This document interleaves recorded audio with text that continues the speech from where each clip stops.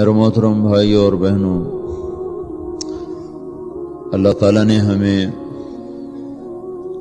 مرد اور عورت کے روپ میں اس دنیا میں پیدا فرمایا۔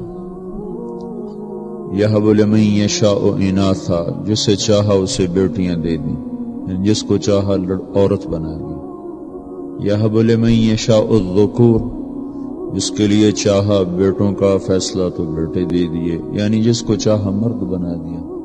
ہم نے مرد ہونے میں کوئی اللہ سے مانگا نہیں تھا، عورتوں نے عورت ہونے میں کوئی اللہ سے مانگا نہیں تھا۔ اس نے اپنی چاہت، فیصلے، ارادے سے کسی کو مرد کا روپ دیا، کسی کو عورت کا روپ دیا، لیکن دونوں ہی ایک ہی امتحان میں ہیں، دونوں کا ایک ہی پرچہ ہے۔ عورتوں مردوں کا ایک امتحان ہے، کالے گورے کا، پہاڑی اور میدانی کا امتحان ایک ہے، لیبلوکم ایکم احسن عملا۔ اللہ تعالیٰ فرما رہے ہیں ہم یہ دیکھیں گے کہ تم میں اچھا عمل کر کے کون آتا ہے۔ جیسے آپ نے کہا ہماری مسجد خوبصورت ہو، لکڑی لگائی، فرش بنایا، چپس لگائی۔ آدمی کہتا میرا گھر خوبصورت ہو، اس میں پتھر لگاتا ہے، پردے لٹکاتا ہے۔ عورت کہتی میرا بیڈ روم خوبصورت ہو، میرا گھر اچھا ہو، میرا کچن اچھا ہو، تو اس کو ڈیزائن کرتی، اپنے اپنے جتنی اللہ نے رزق دیا ہوتا اس کے حساب سے اس کو سنوارتے ہیں، بناتے ہیں۔ یہی اللہ ہم سے چاہتا ہے، لیبلوکم ایکم احسن عملا۔ میرے بندے اور بندیوں، میں تم سے یہ چاہتا ہوں، میں تم میں یہ دیکھنا چاہتا ہوں، تم میں سب سے اچھا عمل کر کے کون آتا ہے۔ تو جیسے ہم اپنے لیے اچھی چیز پسند کرتے ہیں، اللہ ہم اپنی ذات کے لیے اچھا عمل پسند کرتا ہے۔ ہماری قیمت اللہ کے دربار میں سونے چاندی سے نہیں لگتی، ہماری قیمت اللہ کے دربار میں جسم سے نکلنے والے عمل سے لگتی ہے۔ آپ نے فرمایا جو جنتی عورت سے شادی کرنا چاہے وہ ام ایمن سے شادی کر لے۔ ام ایمن کالی تھی، حبشی تھی، عورت ہونے کے لحاظ سے خوبصورتی ہونی چاہیے تو وہ بدصورت تھی، کالی تھی، غلام تھی، باندی تھی۔ تو ان میں عورت ہونے کے لحاظ سے جو کشش ہوتی ہے، خوبصورتی ہو، خاندان ہو، پیسہ ہو، کچھ بھی نہیں ہے، لیکن آپ نے کہا جو جنتی عورت سے شادی کرنا چاہتا ہو ام ایمن سے شادی کر لے۔ رابعہ بصری رحمت اللہ علیہ کو دنیا سے گئے ہوئے 1200 سال ہو چکے ہیں، لیکن ان کا نام آج بھی زندہ ہے، رابعہ بصری۔ گلگت کی عورتوں کو بھی پتہ ہے رابعہ بصری کوئی بڑی اعلیٰ درجے کی خاتون تھی، پنجاب کی عورت کو بھی پتہ ہے، عرب کی، عجم کی عورتوں کو پتہ ہے رابعہ بصری نہ کوئی شہزادی تھی، نہ کوئی ملکہ تھی، نہ کوئی وہ خوبصورت تھی، نہ کوئی خاندانی تھی، بلکہ عورت ہونے کے لحاظ سے ہر عیب اس میں تھا۔ خاندان اچھا ہونا چاہیے تو وہ غلام تھی، باندی تھی۔ شکل اچھی ہونی چاہیے تو وہ بدصورت تھی، کالی تھی۔ پہ چلو شکل بہ کیسی ہو، خاندان کیسا، اولاد کے قابل تو ہو۔ رابعہ بصری اولاد کے قابل بھی نہیں تھی، بانج اس کو کہتے ہیں، جو عورت اولاد کے قابل نہ ہو اس کو اردو میں بانج کہتے ہیں، عربی میں عقیم کہتے ہیں۔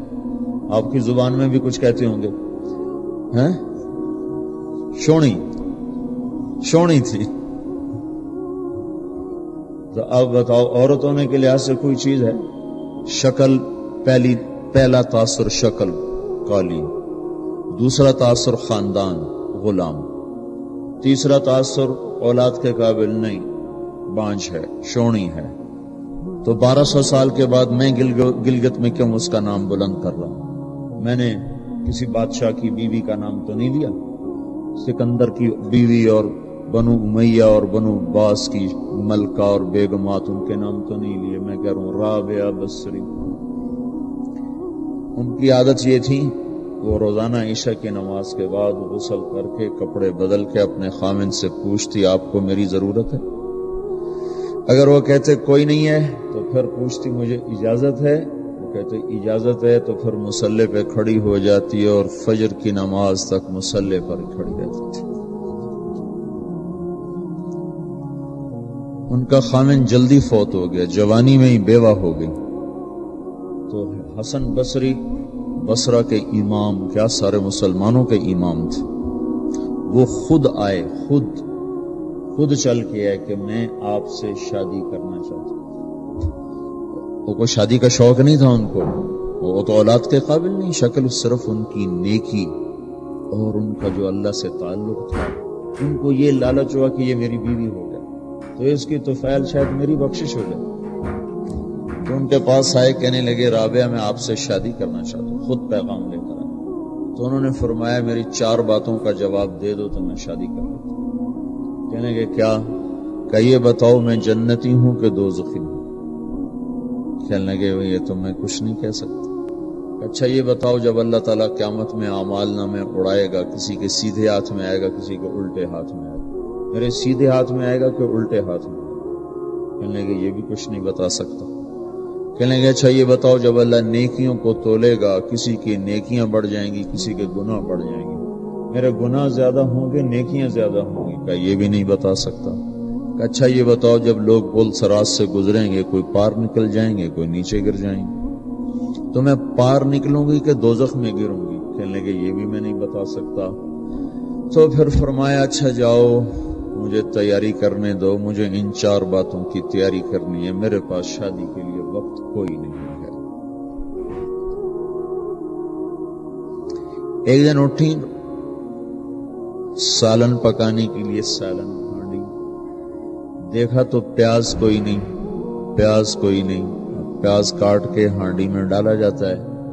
اب پریشان بیٹھی ہیں، نہ کوئی بیٹا نہ بیٹی نہ خامد نہ بھائی نہ کوئی خادمہ، تب سوچ میں پڑی پیاز کہاں سے لوں؟ اوپر سے ایک چیل اڑتی ہوئی جا رہی تھی، اس کے پنجوں میں پیاز تھا، جب وہ اوپر آئی ہے تو اس کے پنجے چھوٹے اور پیاز سیدھا رابعہ بصری کی گود میں جو ہم سے دوستی لگاتے ہیں ہم پرندوں کو ان کا خدمت گزار بنا دیتے ہیں۔ ہاں جو اللہ سے دوستی لگا لیتے ہیں اللہ دنیا ان کے لیے مسخر کر دیتے، اللہ دنیا ان کے پاؤں میں ڈال دیتے۔ تو جب ان کا انتقال ہوا، رات کو ان کا انتقال، تو اپنی خادمہ سے کہا بس 2-4 آدمی بلا کے مجھے جلدی سے دفن کر دو، کسی کو نہ بتاؤ، صبح لوگوں کو بتا دینا، اور مجھے کفن دینا میری اس چادر میں جس میں میں تہجد پڑھا کرتی تھی۔ تو انہوں نے راتوں رات دفن کر کے صبح اعلان کیا، شور مچ گیا، ہائے کیوں بتایا، کیوں نہیں بتایا۔ تو اگلی رات ان کی خادمہ نے ان کو خواب میں دیکھا، سبز لباس پہنا، حسن و جمال، سورج چہرے پہ چمک رہا۔ پوچھا آپ کے ساتھ کیا ہوا؟ کہا میرے اللہ نے میرے ساتھ بہت عمدہ معاملہ کیا۔ کہ آپ کی وہ چادر کہاں گئی جس میں آپ کو کفن دیا تھا؟ کہ وہ اللہ تعالیٰ نے اتار لی ہے اور مجھے جنت کا جوڑا پہنایا ہے، اور اس چادر کو اللہ نے سنبھال کے رکھا ہے، جب قیامت کے دن میری نیکیوں کو اللہ تولے گا تو اس چادر کو بھی اس میں تولے گا۔ انہوں نے پوچھا منکر نکیر کا کیا ہوا؟ سوال جواب ہوتا نا، منکر نکیر آتے ہیں، ان کا کیا ہوا؟ کب وہ آئے تھے تو انہوں نے مجھ سے کہا من رب کی، تیرا رب کون ہے، تیرا رب کون ہے؟ تو میں نے منکر نکیر سے کہا جس اللہ کو 40 سال نہیں بھلایا اس کو 4 ہاتھ زمین کے نیچے آ کر میں بھول جاؤں گی۔ یہ نہیں کہا ربی اللہ ہے، بلکہ ان کو یوں کہا کہ جس رب کو 40 سال میں نہ بھلا سکی اس کو 4 ہاتھ زمین کے نیچے آ کر میں بھول جاؤں گی۔ تو منکر نکیر نے کہا اب اس کا آگے کیا حساب لینا، چلو بھائی واپس چلو، چلو بھائی واپس چلو۔ یہ بات آپ نے حضرت عمر سے فرمائی تھی، عمر وہ کیا دیکھیں گے کہ تم میں اچھا عمل کر کے کون آتا ہے۔ جیسے آپ نے کہا ان کے ہاتھ میں ہتھوڑا ہوگا، ساری دنیا کے انسان جن اٹھانا چاہیں تو اٹھا نہیں سکیں گے، اور ان کی آواز میں بجلی کی کڑک ہوگی، اور وہ زمین کو چیرتے ہوئے آئیں گے، ان کے دانت لمبے ہوں گے، تو وہ آ کر تم سے سوال کریں گے من ربک ما دینک من نبیک۔ تو حضرت عمر کہنے لگے یا رسول اللہ میرے ہوش ٹھیک ہوں گے، جیسے میں اب بیٹھا ہوں میں ایسے ہوں گا؟ ہو لکڑی لگائی، فرش بنایا، چپس لگائی، حضرت میرا گھر خوبصورت ہو اس میں پتھر لگاتا ہے، اچھی طرح ان سے نمٹ لوں گا۔ تو جبریل آئے، جبریل آئے، کہنے لگے یا رسول اللہ ہم دیکھ رہے ہیں آگے کہ عمر کو جب قبر میں ڈالا جائے گا اور آ کر منکر نکیر ان سے سوال کریں کہ مر ربک، تو یہ کہیں گے ربی اللہ فمن ربکما، میرا رب تو اللہ ہے، تم بتاؤ تمہارا رب کون ہے؟ گائز بیسیکلی ابھی تک مولانا طارق جمیل نے اس ویڈیو کے اندر دو واقعے بتائے ہیں۔ ایک تو ام ایمن کا، حضور صلی اللہ علیہ وسلم نے فرمایا کہ اگر کسی کو جنتی عورت سے شادی کرنی ہے تو ام ایمن سے کر لے۔ مطلب نہ وہ خوبصورت ہیں، نہ ان کے اندر عورت ہونے کے لحاظ سے بہت زیادہ کوالٹیز ہیں، بٹ لیکن ان کو جنتی کہا۔ اور ایک رابعہ بصری کا واقعہ جو مجھے بہت ہی پسند آیا، تو چلو گائز، اور آگے مجھے بہت پسند آ رہی ہے یہ ویڈیو، اور اس ویڈیو کو کنٹینیو کرتے ہیں اور آگے دیکھتے ہیں کہ یہ والی ویڈیو میں اور آگے کیا کیا ہے۔ فیصلہ ہوگا جسم سے نکلنے والے عمل پر۔ اس عمل کی خوبصورتی جب اللہ کو پسند آ جاتی ہے تو اللہ آسمان زمین کی مخلوق کو ان کے تابع کر دیتا ہے، ان کی محبت ان کے دلوں میں ڈال دیتا ہے۔ تو مردوں عورتوں کا ایک امتحان ہے کہ اللہ کو ہم نے راضی کرنا ہے۔ اللہ تعالیٰ نے ہمیں مٹی سے بنایا، گارے سے، جنت کو سونے چاندی سے بنایا، جنت کی عورت کو سونے چاندی سے بنایا۔ حضرت ام سلمہ نے پوچھا یا رسول اللہ یہ تو بتائیں دنیا کی عورت افضل ہے یا جنت کی عورت افضل ہے؟ دنیا کی عورت تو گارے مٹی سے بنی ہے، پھر مر بھی جاتی ہے، بڑھاپا بھی آتا ہے، کتنا ہی کوئی خوبصورت چہرہ ہو 4 سال گزرتے ہیں، چہرے پہ جھریاں پڑ جاتی ہیں، آنکھوں پہ اینک لگ جاتی ہے، کانوں میں آلے لگ جاتے ہیں، سارا حسن گم ہو جاتا ہے، پھر کمر جھکے ہوئے بوڑھے بوڑھیاں، وہ چلتے ہوئے یوں نظر آتا ہے جیسے کھویا ہوا حسن تلاش کرتے پھرتے ہوں۔ اور اب شام ہو گئی، اب شام ہو گئی، دنیا کی شام پہ تو صبح آتی ہے، پر میرے بھائیوں بہنوں بڑھاپا وہ شام ہے جس کے بعد صبح کوئی نہیں ہے، اب موت ہی ہے، پھر رات ہی ہے، رات، اب صبح نہیں آئے گی، اب رات ہی آئے گی، رات ہی آئے گی۔ سب جنت کی عورت تو نہ بوڑھی ہوتی ہے، نہ بیمار ہوتی ہے، نہ پیشاب، نہ پخانہ، نہ موت۔ تو اس لیے حضرت ام سلمہ کے دل میں یہ سوال اٹھا یا رسول اللہ دنیا کی عورت افضل ہے کہ جنت کی عورت؟ تو آپ نے فرمایا دنیا کی عورت افضل ہے۔ تو انہوں نے پوچھا وہ کس طرح؟ تو آپ نے فرمایا بصلاتہن وصیامہن وعبادتہن للہ عز وجل، اس لیے کہ یہ اللہ کی نماز پڑھتی ہیں، روزہ رکھتی ہیں اور اللہ کی فرمان برداری کرتی ہیں۔ ان 3 چیزوں کی وجہ سے کیا ہوگا؟ البس اللہ وجوہہن النور، اللہ ان کے چہروں پر اپنا نور ڈال دے گا، اللہ کے نور میں سے ان کے چہروں پہ نور آ جائے گا۔ اب اس چہرے پہ بڑھاپا نہیں آئے گا، جھریاں نہیں پڑیں گی، کالا نہیں ہوگا، بدصورت نہیں ہوگا، نظر کمزور نہیں، کان کمزور نہیں۔ وَأَجْسَادَهُنَّ الْحَرِيرُ، اور اللہ تعالیٰ ان کے جسم کو ریشمی لباس سے سجا دے گا۔ ایک جوڑا پہنائے گا کہ 2 یا 3 یا 4 یا 10 یا 20 نہیں، اللہ تعالیٰ 100 جوڑے پہنائے گا، 100 جوڑے، 100 جوڑے پہنائے۔ 100 جوڑے کیسے پہنے گی ایک عورت؟ 100 جوڑے ہی مرد پہنے گا، 100 ہی عورت پہنے گی۔ لیکن ہم سے تو یہ کرتے کے اوپر واسکٹ پہنے تو وہ بھاری ہو جاتی ہے، آپ لوگ سردیوں میں کوٹ پہنتے ہو پر کمبل لیتے ہو تو کتنے بھاری ہو جاتے ہو، چلنا مشکل ہو جاتا ہے۔ تو 100 جوڑے کیسے اٹھائے گی؟ پھر جو عورت ہے اس کا جو لباس ہے وہ ایسے کھڑی ہے تو اس کا لباس 3 میل کے دائرے میں گھوم رہا ہوگا، اتنا چوڑا اس کا لہنگا اور غرارہ ہوگا۔ اس کو کیا کہتے ہیں تمہاری زبان میں؟ فراق۔ وہ جو فراق ہوگا نا 3 میل کی چوڑائی ہوگا، 3 میل میں ایسے گھومے گا۔